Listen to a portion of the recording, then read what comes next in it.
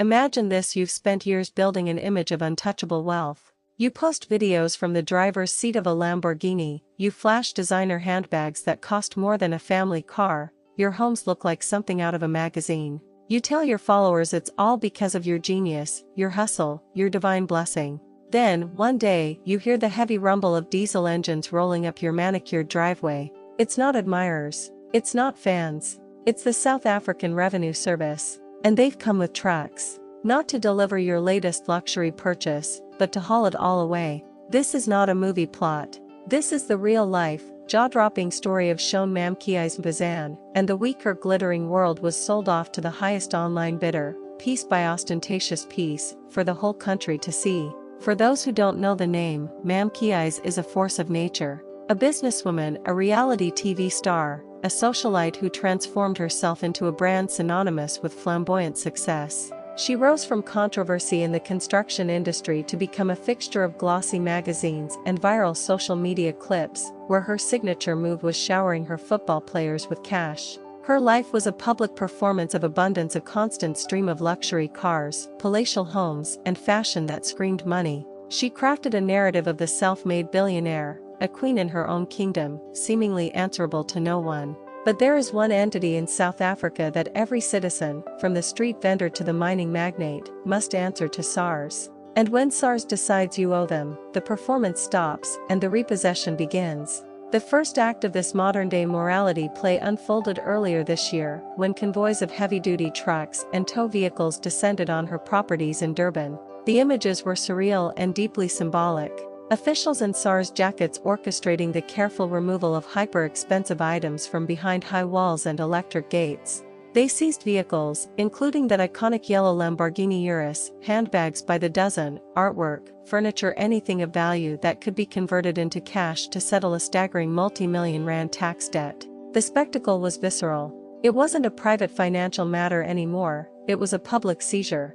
For millions of South Africans struggling under the weight of VAT on basic food, of rising fuel prices, of a stagnant economy, the sight was cathartic. It was a rare, tangible example of the powerful being held to account, if only financially. But was it justice, or was it just theater? The final act of this seizure played out just this past week, in the digital arena. The seized assets didn't gather dust in a warehouse, they were listed on an online auction platform called Bidder's Choice. The auction opened quietly and then exploded into a national event. This was no ordinary sale. This was the liquidation of a curated image. Every item came with a story, a history seen in Instagram posts and YouTube vlogs. And now they were just lots with numbers, their value reduced to the highest bid. The handbags, a central pillar of the MaMkhize aesthetic, became the star attraction. Let's talk about those numbers, because they are a story in themselves. A Saint Laurent maxi shopping tote with a pouch, R73,000.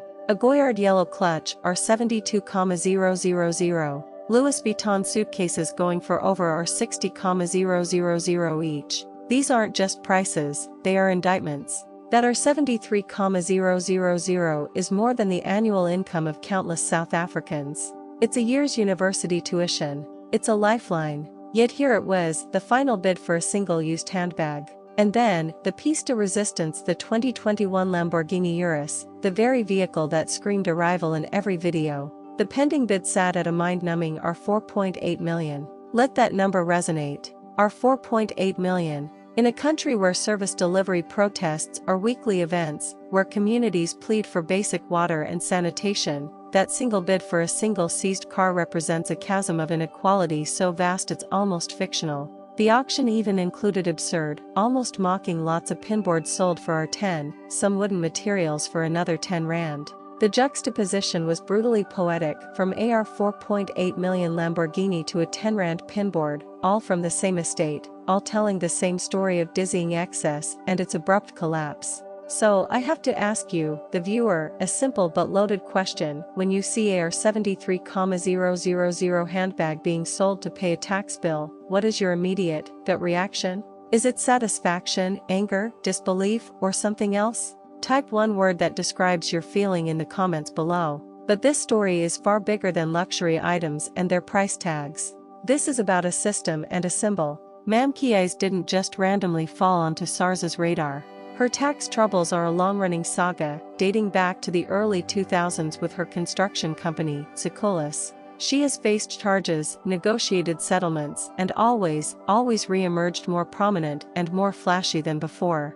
This resilience is part of her brand. It begs the question, how does someone with such a publicly known history of financial scrutiny still manage to amass such visible wealth, only to have it seized again? Is this a story of personal financial mismanagement, or is it a symptom of a system that allows the wealthy to dance on the edge of compliance for years? There is a crucial political and social layer here that cannot be ignored. SARS has been on a very public campaign to rebuild its reputation as a fierce, impartial collector. After the era of state capture, which severely crippled the institution, the new leadership has been desperate to prove it can and will go after the big fish, not just politically connected individuals, but the famously, flamboyantly wealthy. In this context, MaMkhize is the perfect target. She is hugely visible.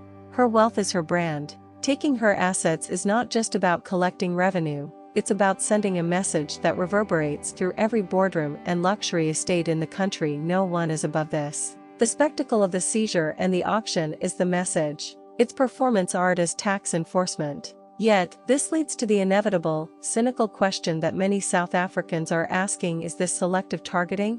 Are there not other, perhaps more politically connected individuals, whose tax affairs are a black hole? By making a very public example of a celebrity businesswoman, is SARS showing its strength, or is it conveniently directing public anger towards a figure who, while wealthy, may not be at the heart of the most corrosive forms of state corruption? This is the double-edged sword of such a public takedown. It satisfies a public hunger for accountability but also fuels suspicions about why this person and why now. Think about the human dimension, stripped of the brand. Imagine the humiliation, regardless of the debt being justified. To see the items you curated, that you posed with, that were part of your identity, become public property for strangers to gawk at and bid on. Your life reduced to a catalog. There is a raw, personal tragedy in that, a profound loss of control. For all her bravado, that must sting in a way no financial loss can quantify. Her social media comments are flooded with supporters saying "We love you, mama," showing a loyalty that transcends scandal. This reveals another South Africa, one that admires the hustle, the comeback, the defiance of odds, even when the methods are murky. Now, consider the timing. This auction closed as South Africans face some of the hardest economic conditions in years. The price of a loaf of bread is a national crisis. Unemployment is a ghost haunting millions of homes. Against that backdrop, watching a bidding war over a R70,000 handbag isn't just entertainment, it's a psychological event. It pours salt into the wound of inequality. It forces a nation to confront the absurd contrasts that define it. It's this contrast that generates the most potent anger. So, my second question to you is: does this public auction feel more like accountability for tax evasion, or does it feel like a painful display of the inequality that is tearing South Africa apart? Answer with accountability or inequality in the comments. What does this say about the culture of wealth display in South Africa? For a decade, bling was the aesthetic of success. It was aspirational, but the national mood has shifted. Austerity and struggle have bred a deep skepticism of unearned flash. Authenticity, social responsibility, and conscious wealth are the new currencies of respect. MaMkhize's saga, from peak ostentation to acid auction, might be the closing chapter of that bling era. It serves as a cautionary tale that loud wealth can attract the wrong kind of attention, not just from admirers, but from the authorities. But let's be clear, to think this is the end of MaMkhize is to misunderstand her entirely. She is a master of narrative. This setback, as dramatic as it is, becomes just another plot point in her ongoing story of resilience. She will likely frame this as a battle, a persecution, a temporary setback in her God-given journey. Her fans will rally. She may even Monetize the saga itself.